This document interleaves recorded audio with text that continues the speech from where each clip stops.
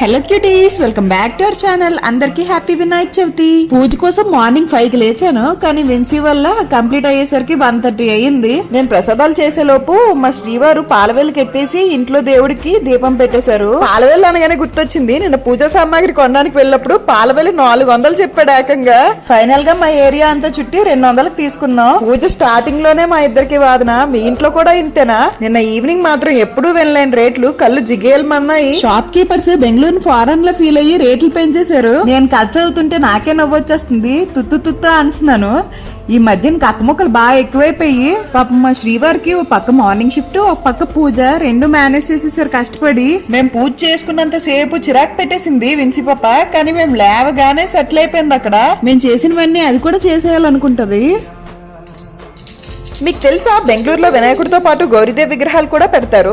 That's it for this video cuties. Please like, share and subscribe. Love you. Bye.